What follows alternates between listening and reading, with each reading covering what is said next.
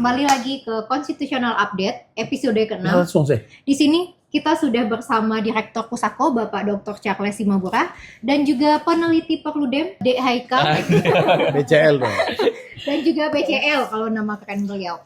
Kemarin itu kan kita sempat bahas koalisi masyarakat sipil mengenai reset KPU. Nah, gimana nih tanggapan Bapak mengenai hal tersebut?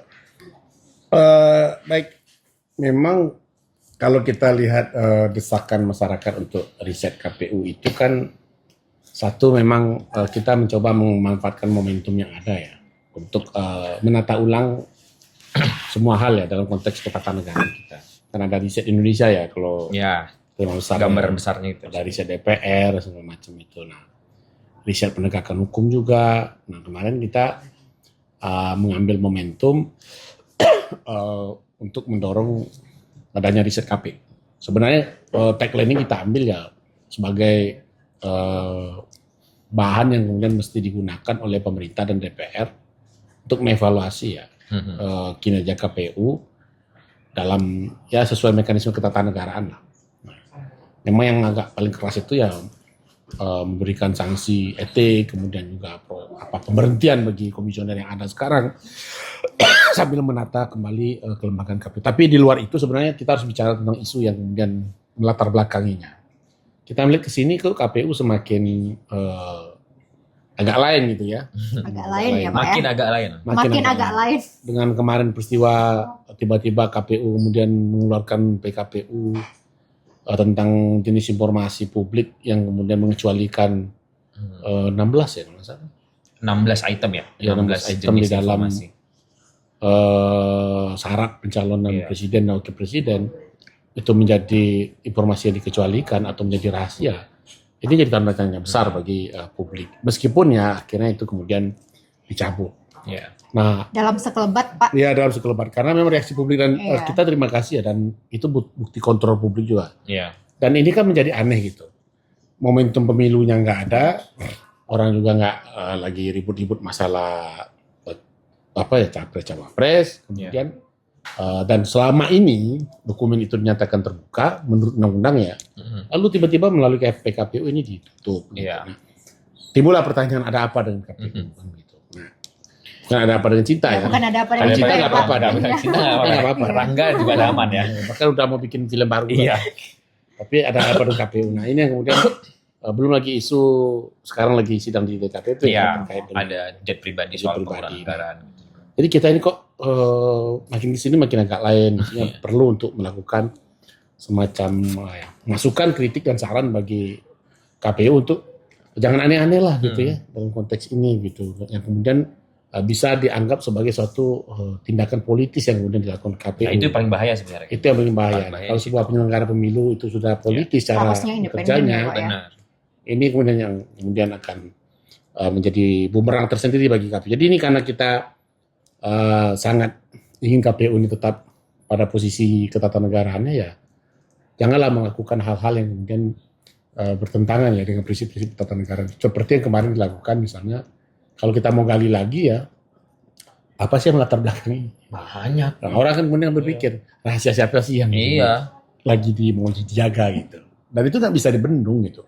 Tahu juga kemudian, kalaupun KPU seandainya tetap menutup ya, orang kan tetap bisa mengakses kok dengan cara yang lain, respon informasi publik yang lain. Akhirnya kan ini menimbulkan polemik juga. Ya. Saya pikir itu yang kemudian hantaran momentumnya yang kemudian menjadi dasar kita kemarin mendesakkan itu. Oke, itu dari Bang Charles. Nah, BCL. Nah, gimana nih dari Bang Haikal nih? Apa di restart, di reset atau gimana baiknya nih KPU? Nah iya sebenarnya gini KPU. Kalau kita ngelihat ya kalau kita baca bukunya IDEA terkait dengan pemilu konstitusional itu seperti apa, pemilu demokratis itu seperti apa. Kalau nggak salah itu kan ada sekitar 7 ya. Nah di antaranya itu ada salah satunya itu berkaitan dengan independensi lembaga penyelenggara pemilu. Di samping itu juga ada berkaitan dengan hukum yang baik, lalu kemudian penegakan hukum dan sebagainya. Nah jadi memang aspek penyelenggara pemilu ini penting untuk menciptakan demokrasi khususnya kepemiluan yang kemudian baik gitu ya.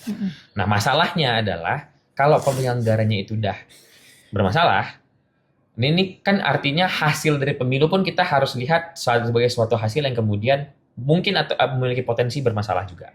Nah, kalau kemarin misalnya dari catatan teman-teman masyarakat sipil gitu ya, ada misalnya catatan terkait dengan verifikasi partai politik. Nah, kalau kita mau tarik jauh nih terkait dengan hal itu, verifikasi partai politik ini kan punya masalah karena dimanipulasi pada saat itu. Dan itu terbukti loh di DKPP. Bahkan ada yang sampai diberhentikan tetap di daerah gitu ya. Nah, tapi dalam konteks yang lebih besar kalau kita melihat itu, ketika proses verifikasinya saja sudah bermasalah, artinya hasilnya pun secara walaupun seminim-minim mungkin itu pasti akan punya masalah juga. Jadi dari gitu. hulunya Hulunya aja sudah bermasalah bermasalah gitu, apalagi hilirnya gitu ya. Jadi permasalahannya yang kali ini itu sangat besar. Kenapa? Karena peristiwa-peristiwa keanehan-keanehan kayak yang disampaikan Bang Charles tadi itu udah terjadi sejak awal masa jabatan KPU yang sekarang gitu. Kalau kita ngelihat tuh sequence waktunya, KPU itu kan dilantik di 2022 pertengahan, sekitar bulan April kalau saya tidak salah, di bulan April 2022. Nah, kejadian atau peristiwa manipulasi, dugaan manipulasi verifikasi partai politik itu kan di akhir, di November 2022. Jaraknya kan dikit banget tuh, hanya nggak sampai sekitar beberapa bulan. 6 bulan lah kita bisa hitung, 6 bulan. Nah, artinya dengan jarak baru 6 bulan dilantik dan sudah ada masalah sebesar dan juga semendasar itu, kan kita harus lihat ini bukan sebagai satu permasalahan yang sifatnya kasuistis gitu ya, hanya kasus-kasus tertentu saja, tapi ada rentetan loh di situ. Nah, itu yang kemudian coba diingatkan oleh teman-teman masyarakat sipil untuk menggambarkan loh kepada publik bahwa ini masalahnya nggak sekarang, tapi udah dari dulu. Dari dulu. Sejak tahapan pemilu, awal-awal tahapan pemilu 2024 itu sudah ada. Nah, itu yang coba kita ingatkan, kita coba sampaikan kepada publik bahwa permasalahannya ini harus dijawab dengan penataan secara menyeluruh. Gitu. Maka kenapa kemudian, tadi Bang Charles sudah menyinggung juga, kenapa kemudian kita usulkan untuk dilakukan pemberhentian tetap? Karena kita merasa penataan itu harus dilakukan, reformasi kelembagaan itu harus dilakukan dengan mengosongkannya terlebih dahulu. Nah, terutama dalam konteks pengambil kebijakannya ya, karena kan bermasalah itu kebanyakan berkaitan dengan kebijakan. Jadi kayak minuman beracun dibuang aja. Nah iya, gitu jadi kita harus lihat ini permasalahannya di mananya dulu nih. Nah, salah satu yang kemudian dinilai bermasalah adalah etika penyelenggara, moral hazard penyelenggaranya yang kemudian memang bermasalah. Dan itu kan sudah diawali setelah kita telusuri lagi permasalahannya sejak awal dari mana? Dari proses rekrutmen yang kemudian sudah dikritik. Mungkin di tahun 2021, 2022 itu kan kita banyak sekali ya Bang Charles ya. Kita melakukan kritik ini, bahkan pansel itu dalam tanda kutip itu seakan-akan nggak ada ini fungsinya gitu, karena yang dihasilkan pansel gitu ya. Dihasilkan pansel tiba-tiba bukan itu yang dipilih gitu. Nah, itu kan kemudian atau yang champion-champion dihasilkan pansel itu tidak dipilih dan segala macamnya. Nah, itu kan kemudian artinya ada perbaikan menyeluruh yang harus dilakukan. Nah, oleh karena itu kita mendesak kepada Presiden dan juga DPR untuk memberikan rekomendasi pemberhentian dan kemudian menata ulang lagi, melakukan rekrutmen ulang dengan penataan rekrutmen yang jadi lebih baik. Jadi karena ini adalah hasil dari proses rekrutmen yang dalam tanda kutip juga bermasalah, maka kita harus tarik dari awal lagi ya merekrut yang baru. Nah, rekrut yang baru itu yang kita usulkan melalui pansel yang sudah dimodifikasi daripada yang sebelumnya. Jadi jumlah anggotanya ditingkatkan dan proses seleksinya itu juga lebih terbuka dan tidak ada lagi, kita usulkan itu tidak ada lagi proses fit and proper test, karena kita anggap itu adalah proses yang membuka celah politisasi di dalam rekrutmen itu sendiri. Baik lagi kalau dia sudah berpolitik, penyelenggara berpolitik itu kan jadi masalah. Nah, artinya ruang itu yang harus kita tutup. Makanya ada intervensi ya di sini. Ya, jadi kita harus melihatnya seperti ini Kak Prima. Mungkin intervensi itu bukan sesuatu yang direncanakan, tetapi ketika muncul kesempatan, juga, karena ada kesempatan ya, bisa terjadi kan gitu. Kan kita kan tidak bisa, kita harus melihat ya bagaimanapun KPU dan Bawaslu, DKPP itu berkaitan dan bersinggungan erat dengan aspek-aspek politik. Nah, oleh karena itu ketika mereka dipilih dengan cara yang sangat politis, mereka akan tenggelam dan terlarut lah di dalam suasana politis itu sendiri. Apalagi ibaratnya DPR dan pemerintah ini adalah aktor yang akan ikut pemilu gitu. Nah, terus malah lembaga penyelenggaranya juga, hasilnya dari DPR dan pemerintah gitu ya. Iya. Nah, jadi kalau dilihat dari KPU yang pernah ada nih. Jadi ada kata-kata bahwa KPU sekarang ini termasuk yang terburuk, itu gimana kira-kira tanggapannya? Ya, kalau saya sih fakta aja ya kita Iya. bilang. Kan KPU sekarang kan termasuk saya angkanya mungkin Perludem punya ya. Yang apa di KPP-nya Di ya. KPP itu. Bahkan kemudian kan sebelumnya ketuanya saja itu udah berkali-kali Iya. diberi sanksi berat waktu itu ya. Dan akhirnya terakhir baru Diberhentikan. Nah, memang banyak sekali begitu dan angka pelaporan DKPP itu meningkat. Dan meskipun ya saya juga termasuk yang mengatakan ya tidak jadi indikator juga bahwa dilaporkan ke DKPP itu bermasalah. Tapi setelah dilaporkan ternyata terbukti ini baru. Nah, itu cukup banyak dan hampir semua anggota KPU itu punya catatan di DKPP begitu, baik yang sanksi berat maupun sedang gitu. Artinya memang kemudian ini semacam saja ya, pernyataan keras lah dari masyarakat dan termasuk dari kita koalisi agar KPU juga berbenah lah begitu ya. Nah, apalagi di momennya juga evaluasi. Memang evaluasi dan tahun 2026 kan sebenarnya mereka juga pemerintah dan DPR juga akan mulai seleksi lagi. Nah, ini juga momentumnya memang kemudian ada semacam masa peralihan lah yang kita kemudian dorong begitu transisi biar mereka diistirahatkan dulu gitu ya. Nah, kita tata lembaga ini. Mungkin ya KPU-nya kecapean juga kali ya Pak, jadi butuh istirahat gitu. Ya kecapean ini kan terlalu banyak intervensi kan. Iya. Karena itu terlihat juga kan Kak Prima. Kayak misalnya di dalam kasus. Kemarin itu kan lucu ya, menutup informasinya nggak ada penjelasan. Nggak ada penjelasan, tiba-tiba ditutup. Cabutnya pun juga nggak tiba-tiba ada penjelasan. Dan itu kan sudah kejadian juga Bang. Waktu kayak kasus yang PKPU 10 sama 11 2023 soal pencalonan. Berkaitan dengan syarat mantan terpidana korupsi sama syarat keterwakilan perempuan. Betul. Itu kan kalau kita ya Pusako, Perludem kan diundang di dalam proses uji publiknya dan draft yang kita terima itu ada dan itu sudah sesuai. Tapi kenapa ketika disahkan eksekusinya ini kok tiba-tiba berubah gitu? Dan lebih parahnya lagi dalam kasus keterwakilan perempuan, saya kalau nggak salah 2 hari itu saya kalau ingat 8 Mei PKPU keluar, 10 Mei itu sudah ada desakan dari publik dan KPU Bawaslu itu menyampaikan pada saat itu untuk kami. Bahkan itu ada forum tripartit ya yang kayak disampaikan oleh Mbak Delia kemarin. Ada DKPP, Bawaslu sama KPU. Kami akan mengubah PKPU berkaitan dengan keterwakilan perempuan. Prosesnya panjang sekali sampai sudah ada putusan MA-nya, bahkan sudah dilakukan laporan ke Bawaslu, tapi itu nggak pernah diubah. Dan pada saat itu keputusan untuk tidak mengubah itu beredar di publik hasil dari rapat konsultasi dengan DPR. Padahal kan ada putusan MK yang mengatakan bahwa rapat konsultasi itu tidak mengikat. Jadi agak bandel juga. Iya, itu adalah forum untuk berdiskusi, bukan forum untuk mengintervensi PKPU itu sendiri gitu. Pembentukan PKPU. Nah, makanya kayak Bang Cerasa di intervensinya ini banyak sekali gitu. Dan kita kan melihat seharusnya KPU bisa melepaskan diri dari itu. Ya. Harus bisa. Dan kalau saya sih, even misalnya kalaupun itu kan, kalau seandainya pun itu nggak bisa didorong atau diwujudkan, karena mungkin akan banyak juga perdebatannya. Yeah. Ini kan seolah-olah memberhentikan mereka di tengah jalan, ya. Tapi kan yang terpenting itu adalah bahwa kemudian DPR dan pemerintah segera melakukan evaluasi terhadap kinerja mereka, begitu loh. Jadi jangan kemudian ini dibiarkan. Makanya saya berharap ini sebenarnya di RDP ya oleh DPR gitu, dipanggil oleh DPR, minta penjelasan. Ya, kenapa bisa muncul seperti ini? Isu-isu yang kemudian berkembang itu, dan itu di situ forum yang kita bisa mendengar juga secara publik gitu ya. Jadi nggak dibiarkan.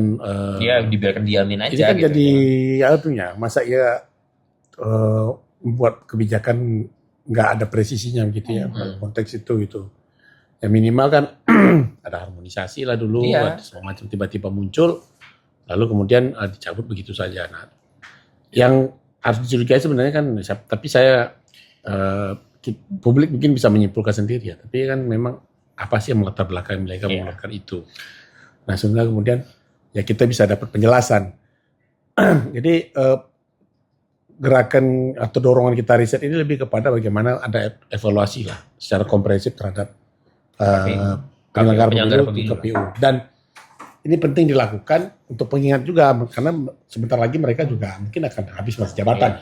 Dan dalam posisi yang sekarang juga kita belum ada ini kan, nggak ada kerja intinya KPU itu kan sudah selesai gitu ya.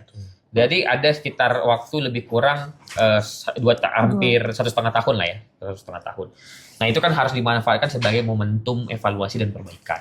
Jangan sampai itu kejadiannya kayak gini gitu lagi, kemarin lagi harusnya jadi momentum evaluasi malah kemudian keluar tuh keputusan 731 yang kemudian ya itu tadi. Bahkan mereka sendiri tidak bisa menjelaskan dan akhirnya publik kan berspekulasi.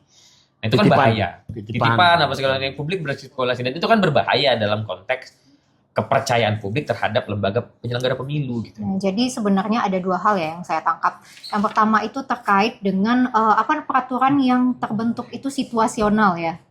Nah, situasional. Yang kedua juga kita menuntut adanya pengawasan dari DPR. Nah, maksudnya pengawasan terhadap kelembagaan penyelenggara pemilu. Nah, sedikit saja terkait dengan apa yang akan kita lakukan. Bagaimana dengan dorongan untuk revisi undang-undang pemilu? Gimana pandangan dari BCL? Ya, jadi kalau kita pakai pendekatan sistem hukum, konteks sistem hukum pemilu kan yang paling klasik itu kan bicara tentang struktur, bicara tentang substansi, bicara tentang kultur. Nah, apa yang kemudian tadi kita bahas itu kan struktur aparaturnya. Artinya para penyelenggara pemilu ini juga harus kita berikan catatan juga atas kinerja mereka ya. Satu, ini yang kemudian kita coba gaungkan dengan riset KPU ini. Lalu yang kedua bicara tentang substansinya. Nah, ini kan berjalan berbarengan supaya substansi kepemiluan kita juga diperbaiki. Dan kita tahu ini kan sudah masuk prolegnas ya. Namun kan sayangnya ke pemerintah dan DPR kan juga abai ya. Pada akhir tahun 2025 belum juga dibahas. Padahal masuk prioritas. Tapi juga belum dibahas. Kan kemarin sudah dimasukin juga di periode 2026. Iya, udah di dokumen itu. Berjaga-jaga katanya kalau nggak terbang di 2025. Itu kan bahaya itu. Iya. Opsional. Jadi memang kadang-kadang di praktik legislasi kita itu ada RUU yang prioritasnya itu untuk diprioritaskan. Prioritas untuk diprioritaskan. Ya, sekedar itu aja. Bahwa dia memang diprioritaskan untuk menjadi prioritas. Dan memang nggak pernah dibahas gitu. Banyak itu beberapa. Banyak ya. Dan seringkali memang yang muncul itu justru yang RUU yang tidak diprioritaskan. Situasional itu Ini yang saya pikir. Jadi ini pengingat juga ke pemerintah bahwa di institusi penyelenggara juga perlu kita perbaiki. Di undang-undangnya perbaiki. Nanti dengan demikian kan ini bisa menjangkau ke situ. Apalagi kalau memang betul habis mereka nanti 2026 undang-undangnya belum jadi, kita seleksi dengan model yang lama juga, ya dengan model yang lama, ya kita nggak akan bisa mendapatkan perubahan yang signifikan terhadap struktur dan juga personil dari KPU ini, karena memang masih rekrutmennya kita tetap juga dengan akan dengan model yang lama kan, undang-undang 7 dia jadinya. Jadi kita tetap konsisten segera bahas undang-undang pemilu. Oke, berarti Bang Haikal setuju ya? Ya, ini kan jadi sejalan saja semuanya kemudian revisi undang-undang pemilu, kita ada desakan ini, itu kan jadi satu langkah yang kemudian saling beriringan gitu. Jadi dia nggak saling bertentangan karena jelas yang kita inginkan dalam konteks penyelenggara, kita ingin proses perekrutmennya diperbaiki, lalu kemudian penegakan etiknya juga diperbaiki dan kinerjanya diperbaiki, dan itu semuanya akan terangkum di mana di dalam RUU pemilu gitu. Oke, berarti kita desak untuk segera Bapak DPR, untuk ibu-ibu juga keterwakilan perempuan untuk revisi undang-undang pemilu. Makasih banyak ya Pak Charles. Kalau nggak juga dibahas kita riset DPR. Kalau tidak juga dibahas. Riset DPR nggak cuma riset KPU ya. Terima kasih BCL dan juga Bang Haikal. Sampai jumpa di Konstitusional Update berikutnya.